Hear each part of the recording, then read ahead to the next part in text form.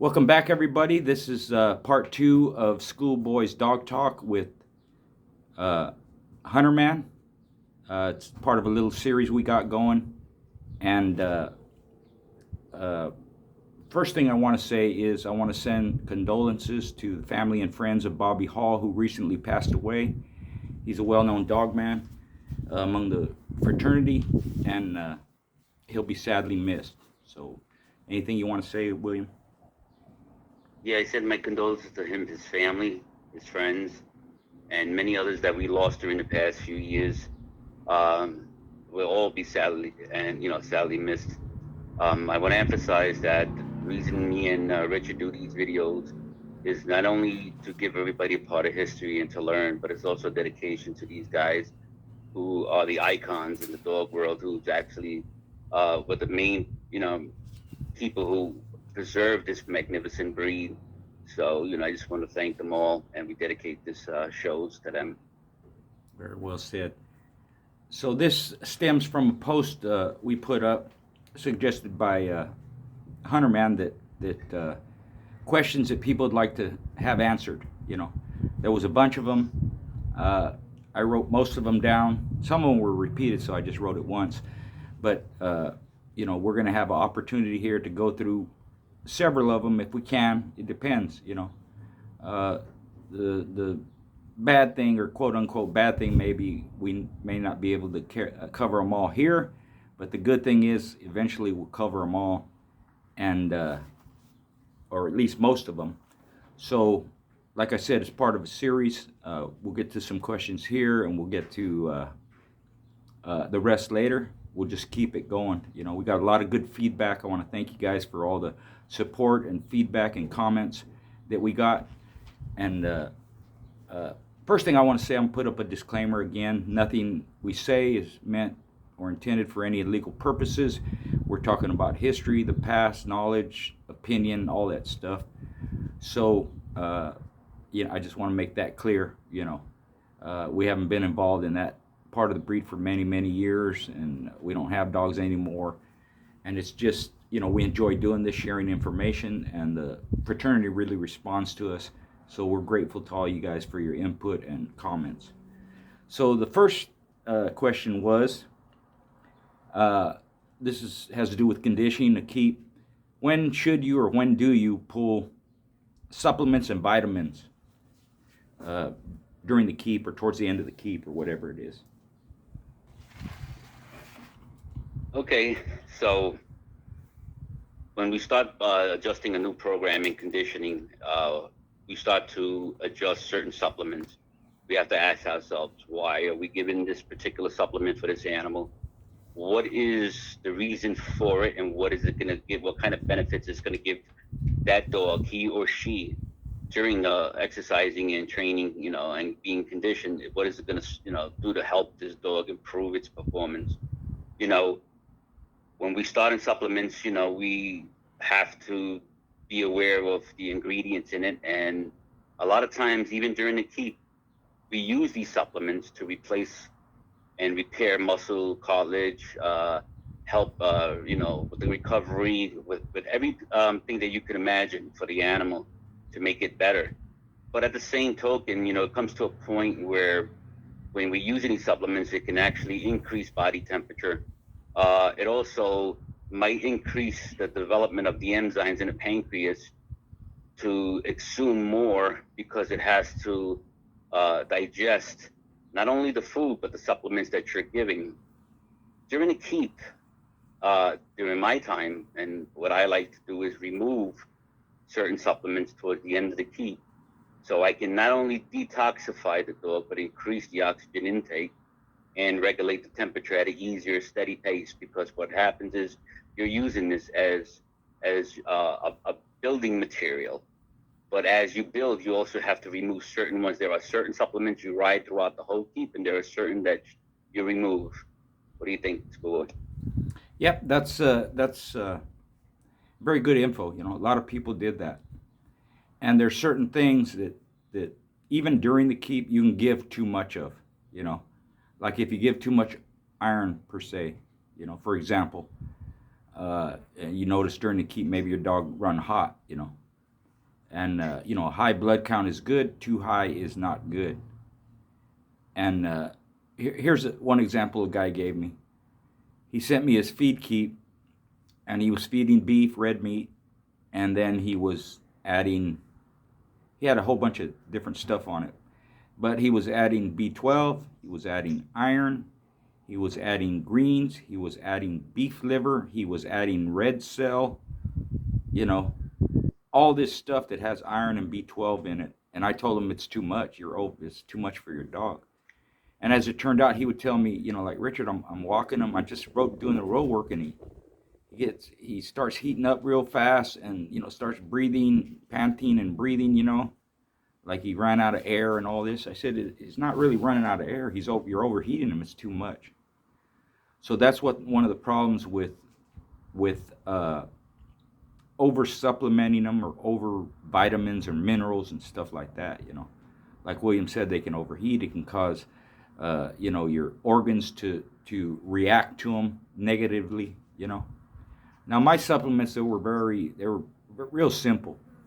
I basically gave a vitamin mineral supplement, B15, which helps with their oxygen, and desiccated liver. But the difference between me and a lot of people was I gave very little, since I was already feeding them a quality kibble, and I added food to it. And I also daily supplement, but very little. For example, the vitamin mineral supplement I gave them, for the size dog I was using, let's say it's a 40-pound dog, the required amount was a tablespoon. Well, I didn't give them anywhere near that. That's way too much, because they're already getting quality food. A lot of the vitamins and minerals that were in this supplement are in the food. Most of them are, anyways. So I would give them a teaspoon, just a little bit, just to help them out, during their workout, help them out, daily health, all that stuff. So I didn't really pull the supplements during the keep in that way, because I regulated it throughout the keep. But the point William was making is you can overdo it. And some people, they don't give the extra stuff daily. You can break it up. William has mentioned that before too. You don't have to get, like let's say you give them liver. You don't have to give them liver every day. You can give it once or twice a week, once every other day, like that. So, the thing is, like we always say, you have to practice it, see how the dog reacts, see how he works. Where you see some off stuff maybe is when they go to the bathroom. If there's discoloration in their stool or their urine, you may be giving them too much supplements, So, yeah, that was a good one, William. Next, yes. Go So ahead. let me emphasize a different approach as well. You have to understand something, ladies and gentlemen. There are many ways of you feeding your dog, with many different type of feed, whether you're using raw kibble or you go slightly vegan or whatever. You have to always realize that everything that you give this dog already has vitamins and minerals in it. So you have to ask yourself, why am I adding supplement if it's already embedded into the feed, or it's already embedded into the vegetables, or it's part of the products that you're using, whether you're using Red Cell, Canine Superfuel, Veritech, RF1, there's like millions of different type of supplements.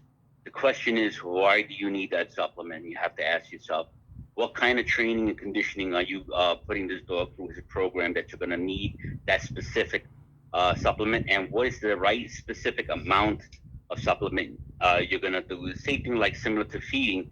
Like in feeding, a 30-pound dog needs 30 grams of protein, which normally would be like a startup feed for that dog. If let's say kibble would be like a cup and 3/4 full, where a 40-pound dog might need 2 1/4 cups or 2 1/2 cups. And the bigger the dog, the more the feed.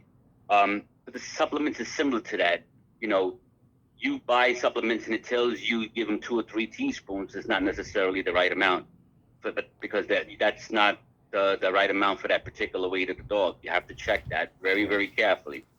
Yeah. Sometimes a half a teaspoon is basically required. I've had to help people out with supplements where they overdid it and the dog was actually getting hotter and falling apart. And come to find out, all that dog required in a particular supplement that they had was only an eighth of a teaspoon for a 30-pound dog.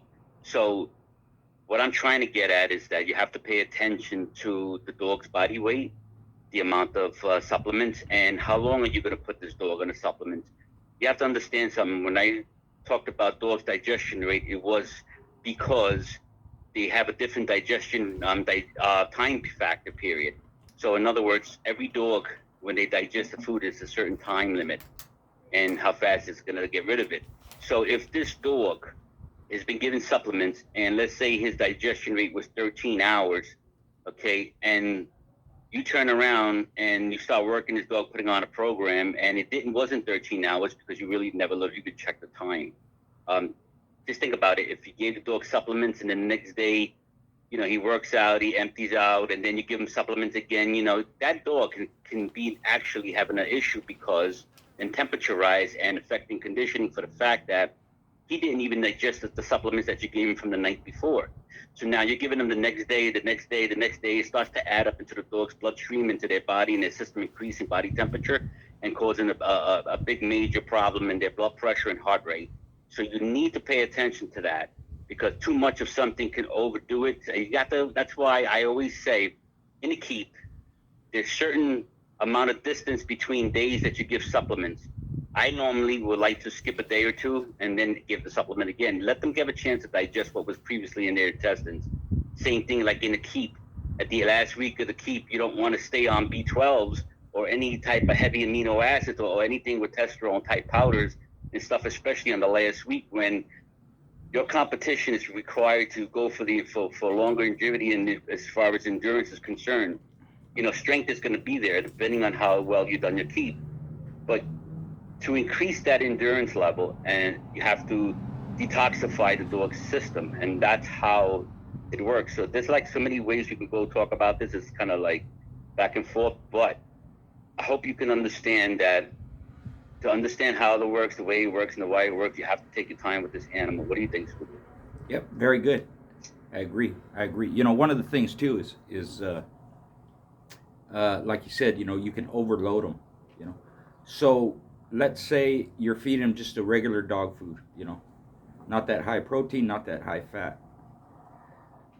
It's that type of food, or you're feeding them, scraps of meat, whether it's raw, whatever, right, and certain vegetables, right. So that's the reason these extra supplements were made, right, because you're adding to food that is not that high quality, or they may be lacking something that isn't in the food that you're feeding them, whether it's kibble or regular food or whatever. That's why they give those amounts for, let's say it's a tablespoon or it's a cup of this or whatever that. Because most people don't feed their dogs like we do pit bulls. So if you feeding them more food, a higher quality of food, then when it comes to the supplements, they don't need that much.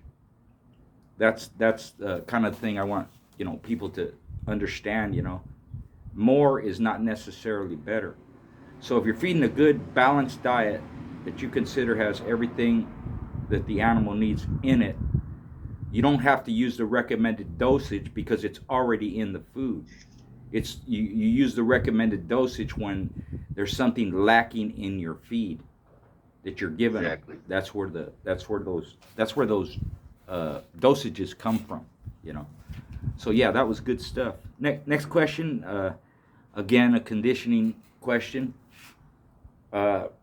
It stems from conditioning a dog that has poor air or heats up.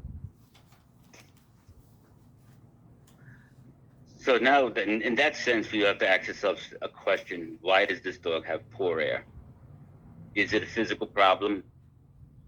Was it because it was a supplemental problem, a feeding problem, and sometimes what we consider atmospheric temperature problem that contributes to the why the dog is not having enough oxygen or simply overworking the animal? That's something that everybody has to pay very, very close attention. Why a dog is losing air. I use an example. We had a dog given to us many years ago to whip him into shape, and in 15 minutes in a workout, the dog would blow extremely hot, had gasping for air, and kind of like started to slump. Not even 15 minutes into the workout, and he was already like, looked like he was horsed out. After a couple of evaluations and checking him out and trying to troubleshoot the situation because the food was regulated, everything was, according to plan, we come to find out the dog had a tracheal problem. His windpipe was no bigger than a dime. So we said, okay, how am I supposed to put this animal into performance when his windpipe was the size of a dime? But after studying this animal and carefully regulating his body and giving him a different type of supplements that's more oxygenated type, and in supplements for the dog, like in that situation, you have two categories. You have fat solubles and water solubles. And when you look at water solubles like dibyl, riboflavin, niacin, biotin, folic acids, and everything else, that's water soluble. So it actually absorbs a lot faster. A fat soluble type, usually it takes a little bit longer, but it's absorbed through the liver and stuff like that, which also increases the body temperature. So we have to figure out what can we do to change this. Make a long story short, after evaluating this dog and then changing his feed program and then going a certain way to increase the oxygen level, we were able to get the best performance in this animal. But the whole condition was, I always told the person was that this dog was never to compete in an event again as long as we get past the storm. And the dog did very well, but because he was handicapped.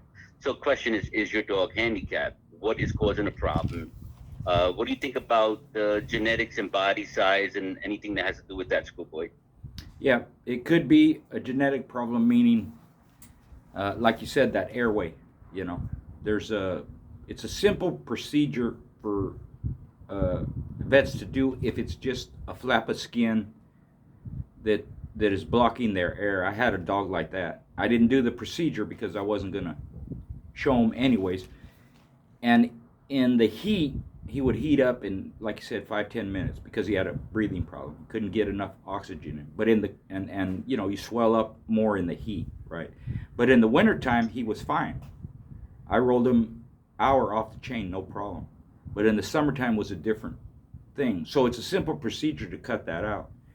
If it's genetic, it could be a lung problem, meaning they don't have the lung capacity. Maybe you see some dogs, they're more barrel-chested rather than deep-chested, right? Or it could be a genetic problem where they're not, their body for some reason doesn't distribute the oxygen, doesn't get into their bloodstream enough oxygen to travel through their body, and that causes them to heat up. So like William said, you have to find out what the problem is first. It could be that the dog is just overweight. He's too heavy. And here's the thing with some people, we look at dogs on the chain, just regular. They get their exercise, whatever they're doing, right? To someone else, the dog looks okay at that weight. To myself or someone like Hunterman with more experience, they're way too heavy, right? Especially if it's not dead of winter, just say in the springtime or early fall. They have a lot more weight on them than they should have. So to another person, they think, well, his weight's good. He's not fat. Why is he running hot? Well, in my mind, I'm looking at him. He's way too heavy. Of course he's going to run hot.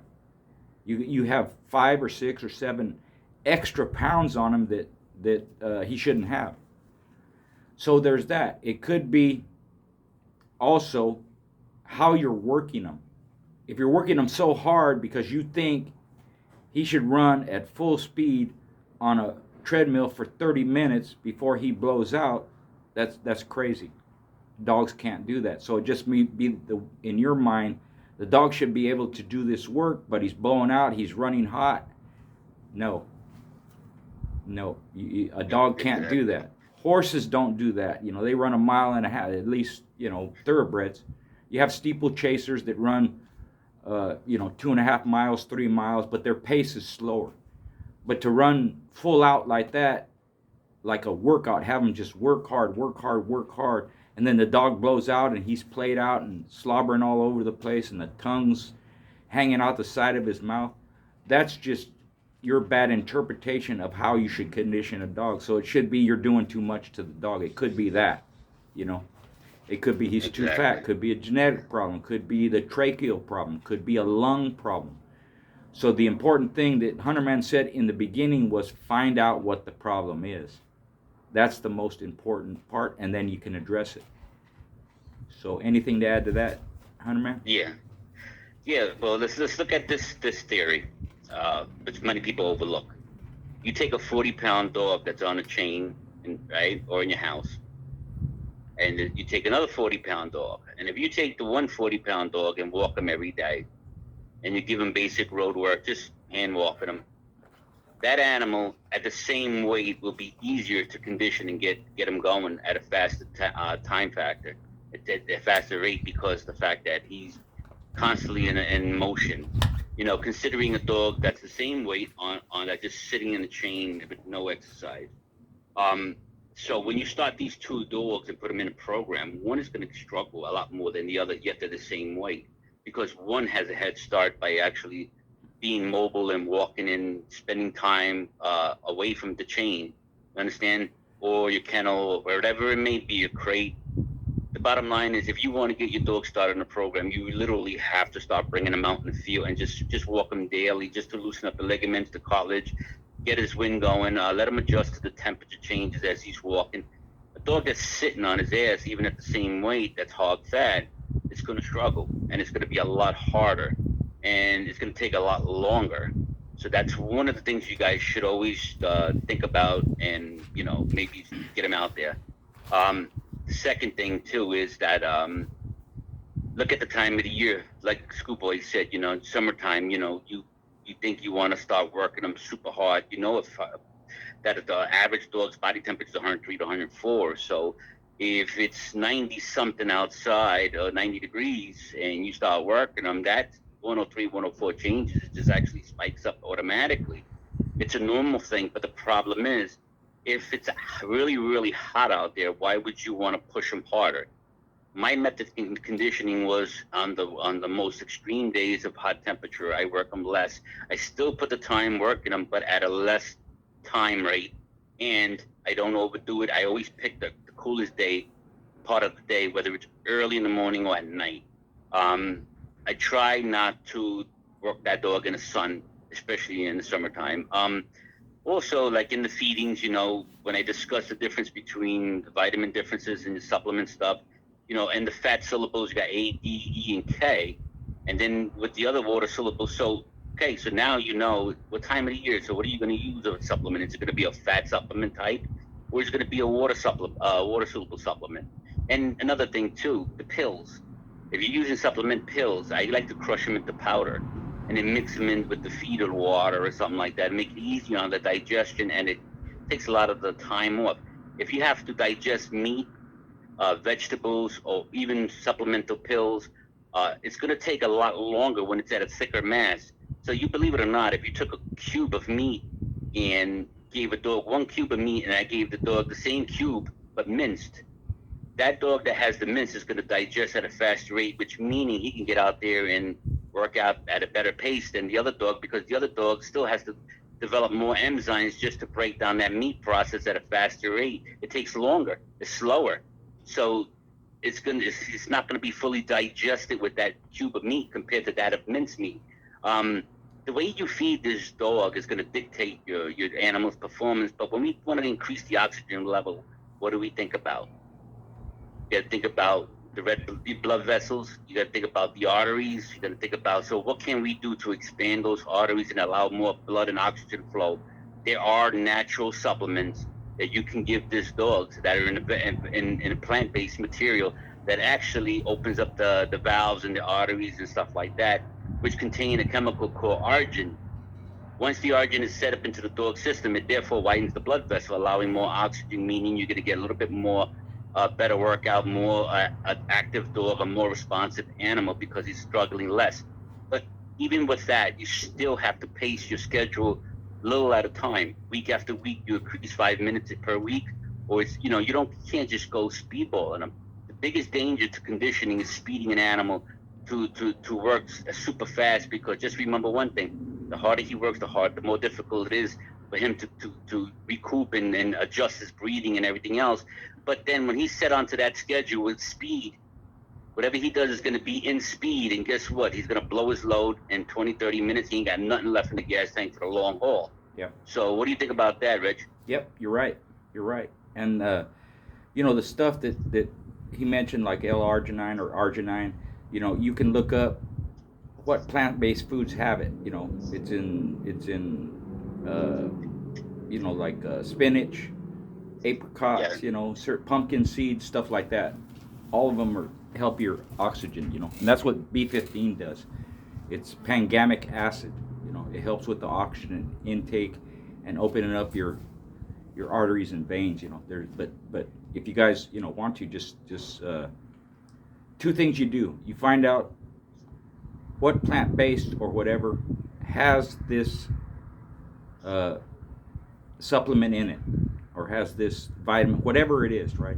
And then you look up and see, is it okay to feed my dog that? Some stuff you can't, some stuff not good for dogs. So those are the two things I would suggest you do. Exactly. Especially with stay away from all these weightlifting supplements that they give with nitrous oxide and stuff like that. First of all, it's too fast acting. It shocks the dog system, and it's not made for dogs. You'll destroy your dogs more than anything. When we talk about plant-based stuff, like Richard already stated, a couple of those plant-based materials, they contain argin, which therefore releases the nitrous oxide system in the dog's system, and that'll open the blood vessels wider, so now the blood's flowing at a faster rate, which brings more oxygen into his system. So you have to stay away from products that are used on people. When you say B15, there's two types of B15. You got the regular B15 natural, and you got the B15 Russian formula, which no one's going to be able to get unless you're in Russia, and whatever. But those B15 is basically made from plant-based materials. Right. So it's actually excellent, for that. Yeah, that's so where. Thank you for that, Rich. Yeah, you're welcome. The other thing you mentioned, about cutting the dog's food up. My buddy, he was adamant about that, And I'm not saying you can't give whole meats or whole vegetables to food. People like to give them till the dog breaks it down. He chews it up. Chicken bone, whatever. Chunks of vegetables, carrots, whatever it is. But he was adamant about cutting it up. And his thing was, he cuts it in small pieces. The dog gets all the benefits. He chews it, but the digestion rate, he could monitor it. He could time it better that way, because, like you said, it doesn't take that long to digest the food if it's already cut up for him. And that was his reason to do it. And he did the meat, vegetable, all that, cut it into small pieces, so the dog, same amount, just cut up so that the dog could digest it better, and you can time it better when when the dog empties out. Because when you give them chunks, they're going to chew it, swallow small pieces, larger pieces, medium size, all these different size pieces, so they're not digesting at the same rate. Where if you cut them all the same size, basically, just like chefs do when they cook, they want it uniform and all that, and that's mostly for aesthetics. But as far as digestion, you cut them all the same size, they basically digest at the same time. And like we mentioned in the other video, you got to know the rate at which your dog digests his food and when he empties out and all that. So that was good stuff, man. That was good stuff. Yeah, I want to add one little thing to that, is that the time you feed this dog is so extremely important. You have to try to keep this dog being fed at the right time. Sometimes altering the time difference is going to jump the gun on the dog's digestive system. If he knows that at 8 o'clock he's getting fed, the dog's body's already tuned that as soon as 8 o'clock comes, his digestive tract is ready to, digest that certain amount of food, the certain amount of weight that you started with him with, and he's ready. The dog's mentally programmed to say, okay, I'm going to eat, let's say 8 o'clock. So now this dog knows at 8 o'clock he's going to get fed. But what happens if you feed this dog too early or too late? You're going to offset him, and this is going to be a major, problem in his performance, because now you offset him with the time. So now his body was going to be regulated to, let's say, digest at 8 o'clock, and now it's too early. Now the body's struggling to create this digestive enzymes, or just to adapt to the time change. and it kind of like throws him off his game plan and balance. Um, Feeding your dog and transitioning the time that he eats is so important because your work schedule that you're going to put for him and everything has to go hand in hand. Anything that is changed and offset is going to create a major problem and issue. It's the same thing like in feed. If I add a quarter more, he can actually gain a half a pound, or his digestive tract is going to develop more enzymes for a quarter more compared to that of what he was normally eating. But if I took away something, his body didn't have to make that much. But at the same token, he's not getting what he had before, so he might even drop in weight because now he'll feel a little lighter because now he's not carrying that extra load. And the time difference is going to be subtracted to the time that he was normally, dumping out from whether it was Right. 13, 14, 15 hours. Yep. So make it simple and quick is that time schedule you're feeding on your dog is very, very important because it changes the pH level in the dog's stomach. So you need to make sure that it's on point, on time. Yeah, that could be one of the reasons why you hear dogs, and I've seen a lot of them. They don't empty out, and it could be something as simple as that they changed their feeding schedule. They changed the time the dog was going to empty out. It threw them off, so now they don't want to go to the bathroom. You know, and like I mentioned in the other video, I never really had a problem a dog dumping when he was supposed to because I kept the schedule the same. When I took him out to empty, the time I took him out to empty, the time I fed him. So that's just something to keep in mind. Maybe why a dog doesn't dump out. Sometimes they get so wound up and excited, and they just ready to go that they won't empty out. But if you get them away from that situation, settle them down quiet, take them to a spot away from everybody, then they'll empty once they calm down. But if they're having trouble, you do all that and they still don't want to empty, it's probably because you changed something in the schedule that threw off their digestion and their time to empty out. So yeah, more good stuff, my friend. Next question is, this one comes up a lot, and we can go over it again. I have videos on it, but there's always more information. How do you determine the correct pit weight or the correct conditioning weight? Put it that way. Well, and for myself, first I like to get my dog keep him health fed. I like to figure out what's his actual weight. Once I know that he's a certain amount of weight, I have to establish and say, okay, what is going to be his pit weight?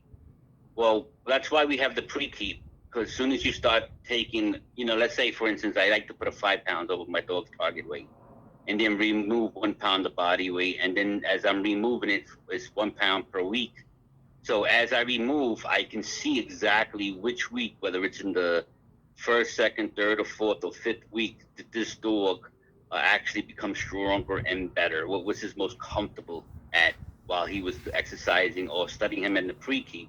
The same thing is similar to that of when he peaked. When he peaked is when you know he's at his best. So the pre-keep for myself, or even if you don't want to do a pre-keep, you still got to kind of like test your dog.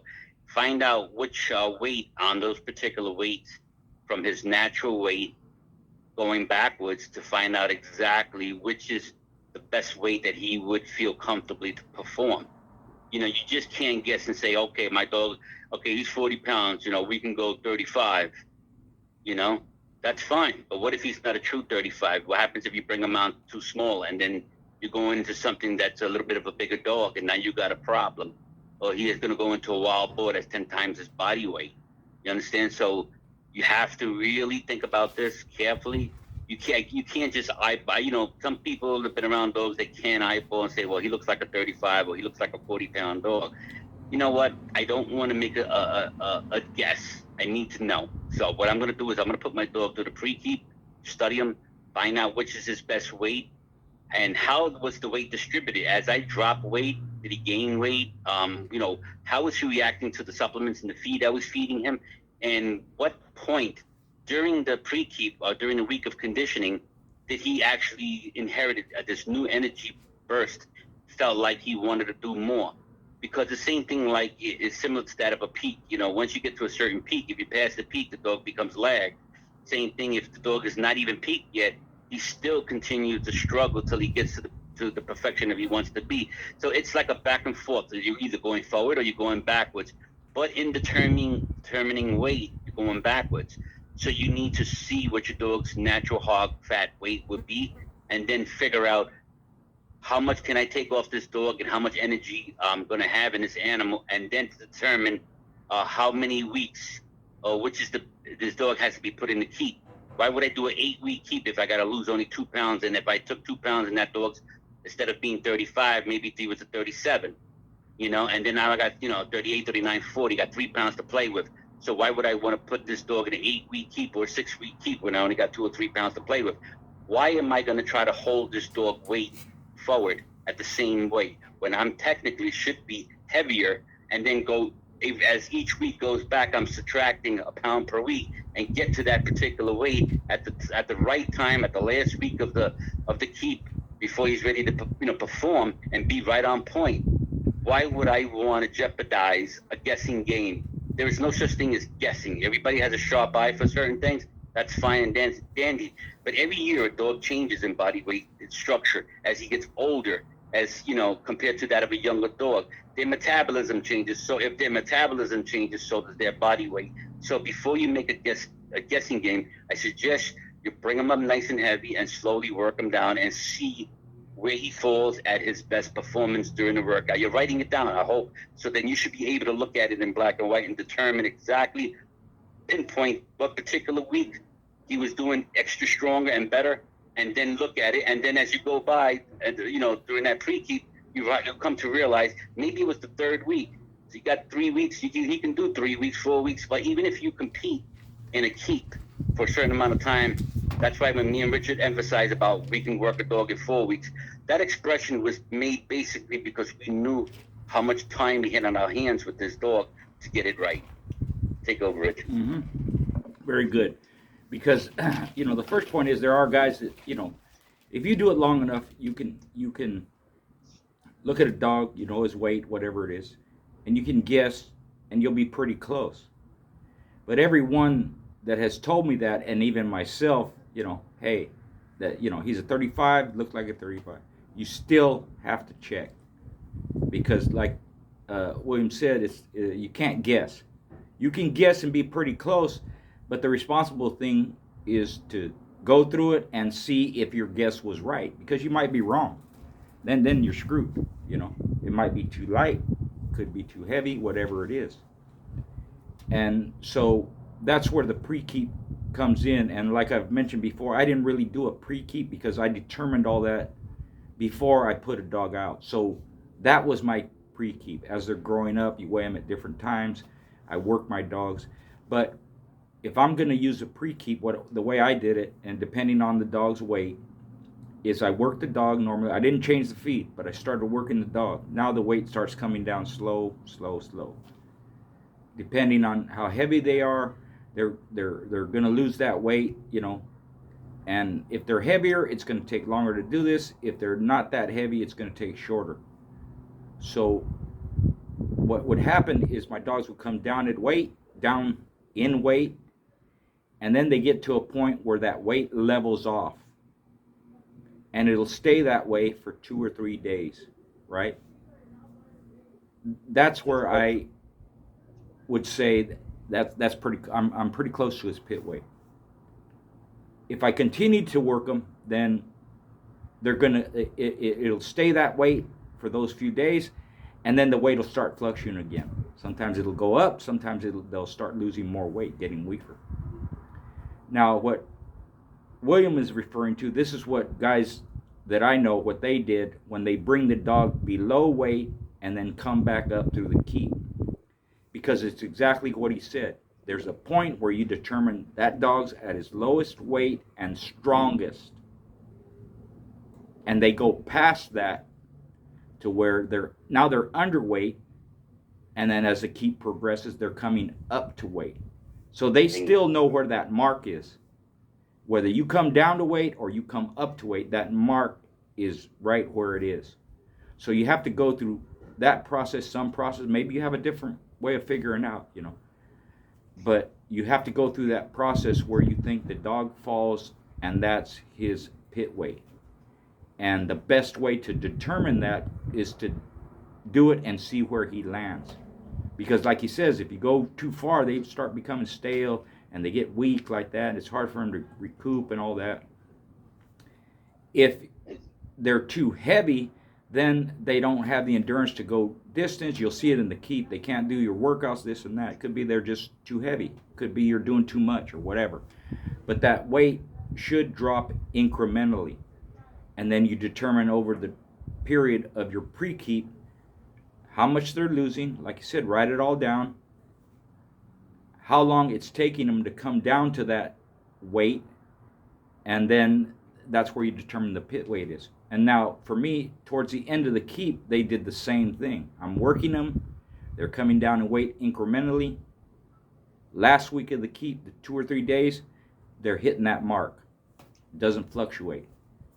And then, the show's on Saturday if it's a Saturday.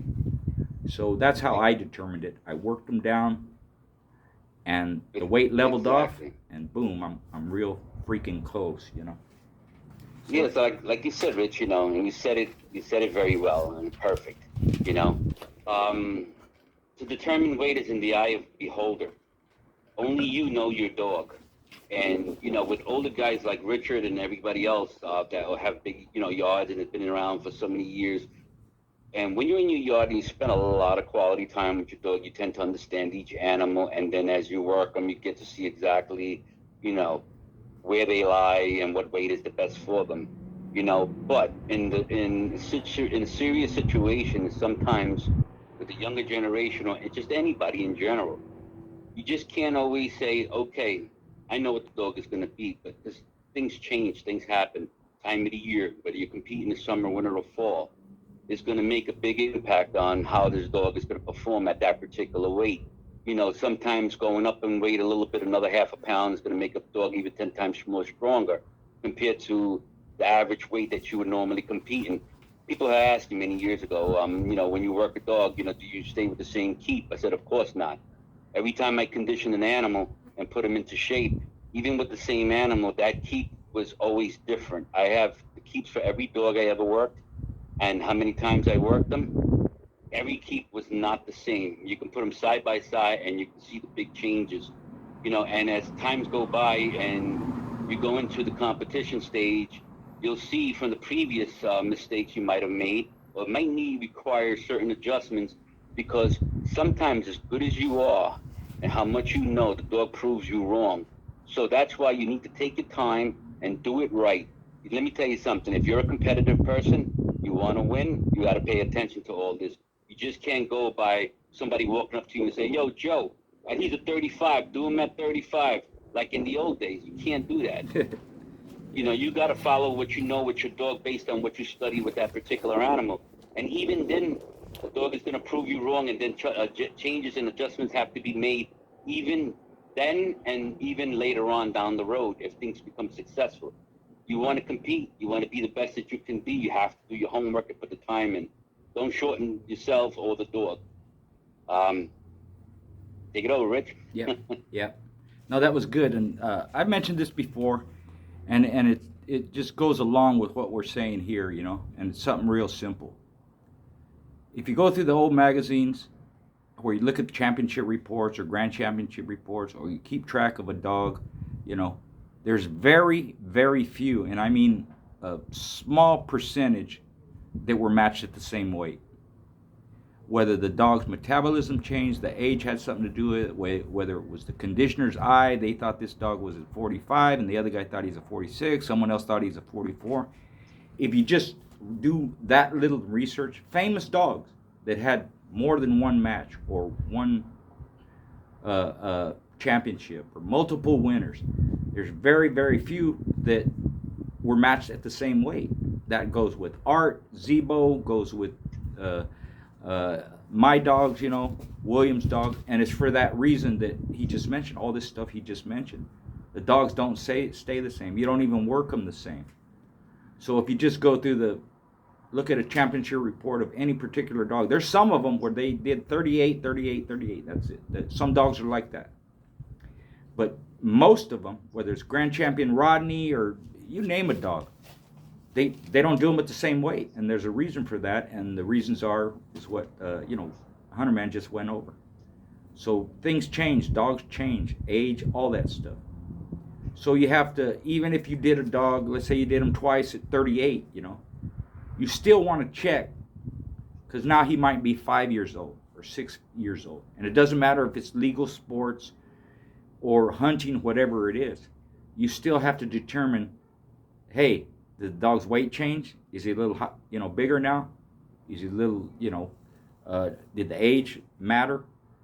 So that's the point I'm making is, that goes along with this. There are very few that are matched at the same weight. Some are, but most of them ain't, believe me. So that was good. On to the next one, William. Okay. Let's see. Getting a lazy dog to work. That's a good one. How do you get a That's lazy always been dog? our problem from the beginning of the dog history. Yeah. Those lazy ones. You could take that one first, and then I'll chime in on that. Okay.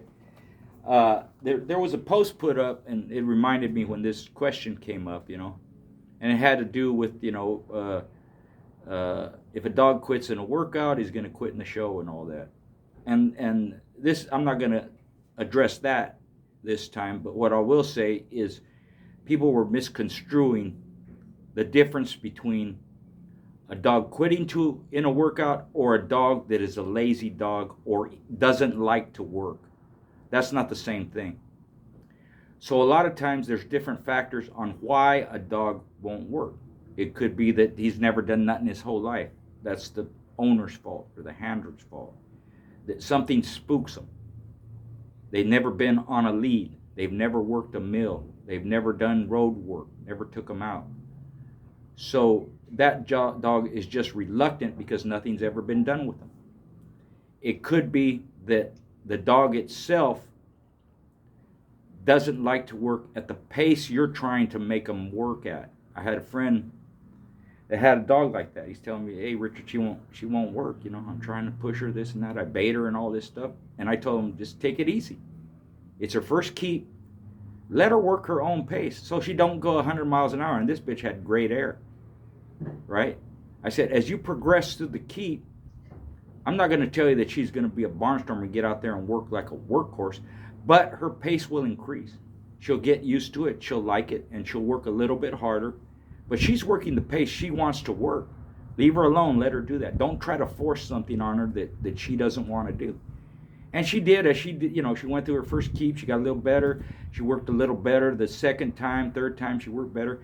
But it was never at a pace that some people, I want mine to work hard as a bull, not like that. Dogs will do what they're comfortable with, what their face, what they feel is necessary for them. And sometimes dogs are just patient. They're patient in a show. They're patient in their work ethic because they have the sense enough to know that, hey, I don't know how long this is going to last, so I'm going to work at my little pace, however it is, and I can be here all day doing this. It's not a problem. Some dogs are just lazy. They just don't like to work. Just like, there's some dogs, even Tudor talked about it, with their feed. They won't eat certain things. They don't want certain things. And in the extreme case, in Tudor's case, this dog, all he could feed him was buttermilk. I had another friend that she went off the feed the last week. He never could determine. She won't eat, Richard. She won't eat. I didn't even know what to tell him. But they have these reasons for doing these things, that they do. And a dog that is lazy, again, like we always say, you have to determine why are they like that. A lot of times they're scared, timid, because they've never been done nothing with. A lot of times they like to work at their pace. Don't rush them, leave them alone. It could be that they just don't have that, maybe they don't have prey drive, where, even if you bait them, they won't work. Some of them, with that prey drive, you have to bait them for them to work. They need some kind of stimulation for them to get up and work the way you would like them to work, or even work at all. So there's always different things of why they do that. Sometimes people think, Pit bulls work treadmill, so I should just be able to throw them on a treadmill and they should just go. Or I should just put them on there and show them a little bit and they'll go. No, they don't do that. You have to coax them into it. You have to teach them how to do it. They have to be comfortable. You have to be able to communicate with the dog. This is what I want you to do, whether you're manipulating them or stimulating them, whatever it is.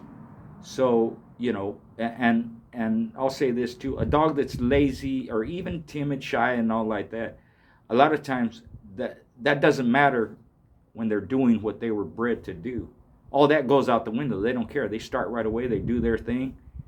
Even if they're a lazy worker or shy. I've seen I had one dog was scared of his own shadow, but when you faced him up, he would go. He ended up being Champion Dawson. That behavior that he had outside the box had nothing to do when he was in the box.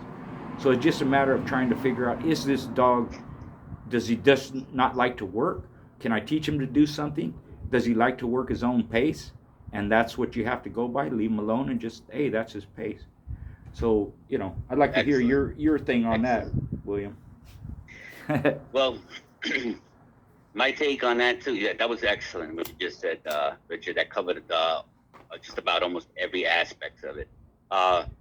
Mental conditioning is the most important thing with the dog. Gaining the bonding with the dog and developing the confidence in the animal with yourself. A lot of times when people get dogs from other people, the dog will work great with the owner, but not with the conditioner that he was presented to. So bonding and mental conditioning and getting in the dog's head and understanding why he does and does not want to do certain things is very important to look at.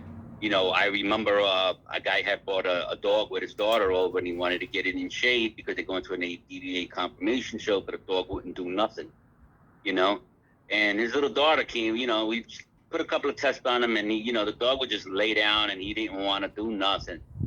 So the daughter comes and she goes to give the dog a kiss as they're ready to leave. She takes, make sure that you give him his squeaky tonight.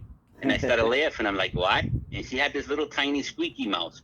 So as soon as she squeezed it, the dog's response was incredible. He jumping and running and going to eat. So I said, can I borrow that squeaky? So, so she goes, sure, but make sure he sleeps with it every night. The funny thing was that was what stimulated that animal.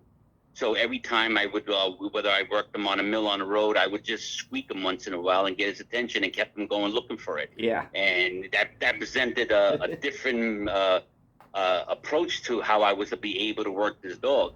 Then you have some dogs that won't use machines or apparatuses or work with anything, but they still hand walk. So my best bet was I would have to literally kill myself going up and down flights of stairs just to get this dog to work out and really put a lot of road work and wear out a pair of sneakers. Sometimes the swimming would be the best option. So, the reality of it, the dog will only work as hard as he wants to work. But if you can gain the dog's happiness and interest in what he's doing, you're able to manipulate this animal into performing and working harder and getting them to do things. Not all dogs will do the same. And I noticed that in the dog world, there was many people, I know personally that had no patience, will get frustrated, yelling, screaming or whatever. And, this is not the way if you can't have patience with the animal, you should not own one. But mental conditioning is one of the most important things between you and that animal bonding, because that's going to make a big difference in trying to get them, to perform. There were many great champions in the past and the present that were only as active as they wanted to be.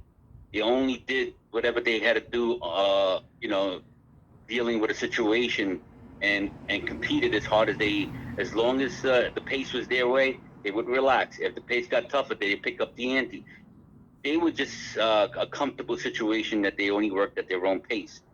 So look at your dog and determine exactly, what's his, mojo, what gets him going, what keeps him happy. I had dogs that won't do nothing, but as soon as you put another dog next to him on, let's say, a slab mill, and the dog was working on a slab mill, this one decided he wanted to work with the slab mill, all because the other dog saw the other dog and he coaxed him. They were not facing off. They were not showing any aggression. They were both literally doing the same thing because he got excited that the other guy was doing it, and bang, there you go. You got him to do something. Same thing with taking a dog out on the road work. Sometimes I had a dog that was afraid to go out and was jittery and would not do no road work. When you took him outside, he laid right on the ground. but he was very good with other dogs. So I would actually take one of the young pups out and put him on a leash and walk two of them at the same time. Because that pup was walking, he built up his confidence not to be afraid of the outside world. And he was like, yeah, I got him hanging out with my partner. So guess what? They both did 2 miles, 3 miles, whatever it had to do to get the work in. Sometimes even like with Mr. B, you should say, he had a situation where the dog was just an insane knucklehead. He wouldn't do anything. He'd break everything that you put him on. But just a simple tossing of a ball back and forth on a run will get him motivated to actually work out. But if you didn't have that, that dog would not do anything. You understand? Yeah. So try to check the different variations of workout excitement methods to the animal. Also, make sure that you don't feed him too early or something. Maybe he's got a full belly of food and he doesn't feel like going because he's fucking bloated up. Yeah. Make sure he's 100% empty. No stool in the system. The weather temperature changes a lot. I use this as an example. Champion Bad Boy was an example. 8 years old. His time frame was incredible. But at 8 years old, I can only get maybe 20, 25 minutes a day out of workout on him. So if I worked him out for 25 minutes today, that was more than enough. A little here, a little there. At 8 years old, he would be a marathon guy, and climbing the walls and everything, past the 2 hour mark. So why did that happen? And yet he did less workout and I got more distance and time frame because I took the time to do it patiently and still develop the animal at a slower rate, but I still got the time put in to actually increase the endurance in his wind and everything in his body structure and still put him in shape. But yet it was a slower pace, but he's still getting in shape because his body is in consistent mobility of movement. You understand? If I try to talk in a different fashion, but because that's happened, I was able to manipulate his system, create a performance animal out of something that is very, very lazy or very old, or maybe because the weather was not in my favor. So, compared to different times of the year where the dogs actually respond better, and then certain times, some dogs cannot be conditioned in the summer. They're better off in the winter. Some dogs are better in the spring when the weather is fluctuating than they would be in certain. That's why back in the old days, in the history books, these old timers will compete mainly in the wintertime or a certain time of the year. Same thing like the cockfighters and the rooster fighters and all the other animals competing, or even racehorses. Yep. Certain time of the year. Think about a racehorse, a thoroughbred. Why do we got two tracks, a quarter-mile track and a 2 mile or a mile track or whatever it may be? Why is there two different track distance for the particular horse? Because even though they're both thoroughbreds, they can only do a certain amount based on their age, based on their weight, based on something. So don't you ever think dogs are the same way? Yeah. Something to think about. Good point. Yeah, I'll say that about them older dogs. You don't need to work them like you did when they were young. Even the same dog that was a good worker, hard worker, don't push them when they're old, just for the reasons you mentioned. And that mental conditioning is important. This same friend of mine, he had like a team, and they do different dogs. Sometimes they do, different guys would do the same dog. One guy do him this time, the other guy do him next time, back and forth like that. And some dogs that the guys had, they bring him back. Man, he don't want to work. I can't get him to work. This and that. My friend could always get him to work, and it's because he was patient. He knew how to manipulate them. He knew how he built that bond with them.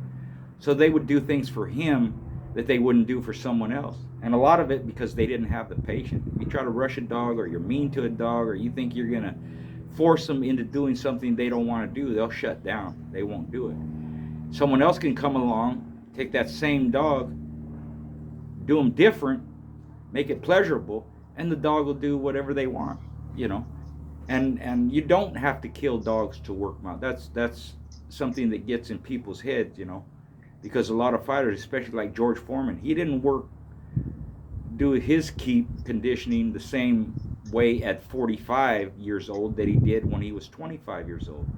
He just didn't, and he'll tell you that same thing if you look at his interviews. Conditioning was totally different just because of his age, and he didn't get down to that 225 like he was when he was younger. He was comfortable at 250, 255, like that. So the point is, you know, you really have to know the dogs. You really have to study them.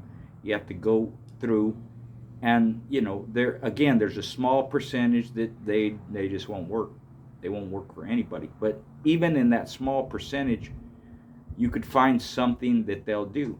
Like that Dawson I just mentioned. He wouldn't do nothing, but he would flirt pole while he was on the chain. He loved it. So that's what I did, you know. So again, very good answers, Hunterman, and you know, this is good stuff you're giving them. So we'll go Thank you, on. We'll Rich. go on to the next one. This will be our last one for this show, and then I have them all written down, so we'll pick them up later. There's a lot of good stuff. Uh, let's see. Chain, you know, dog chain setup versus a kennel setup. You know, pro and con of each one. You know, having a dog on a chain, or having a dog in a kennel. And because of today's laws, you know, the chains are not allowed in a lot of different places, so you're forced to put them in a kennel. But back in the day, you know, you had that option. Some people like kennels, some people like chains, some people like both. So what's your take on the pro and con of chain versus kennels?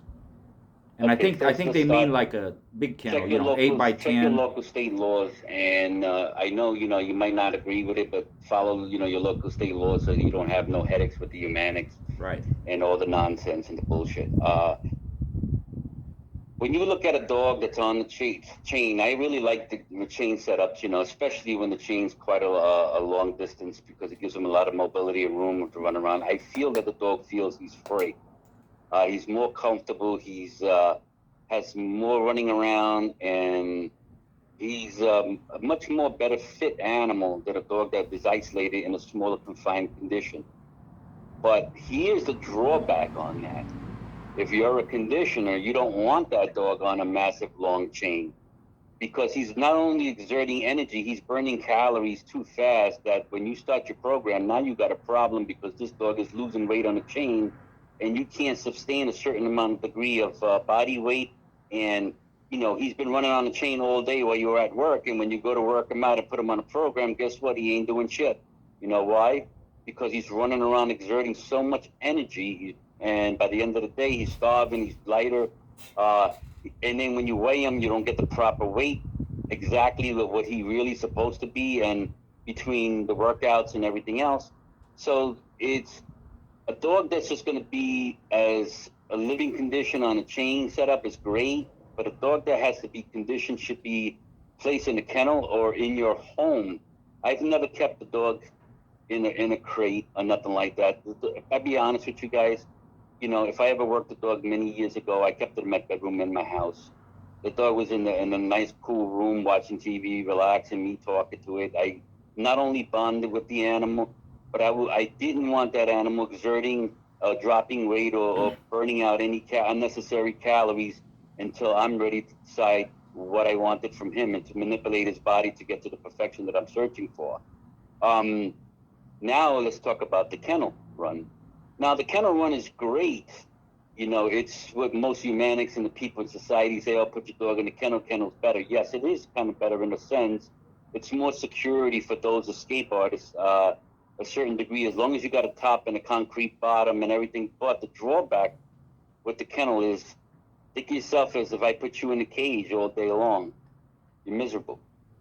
You're only got maybe 5 by 5, 6 by 6, or 10 by 10, or 4 by 4 pen. You're in that isolated area. That's good as long as I'm coming home every day and taking that dog out for his road work or exercise or long walks and giving him some free time to be out in the range. That's okay. But if you're keeping the dog in a run for a long duration of time, to me, I just find that just as cruelty as putting them in a crate for a long period of time. Yeah. You understand? So, you wanted to get into the dog's head and mental conditioning. You also have to make sure that the dog's environment's making them happy.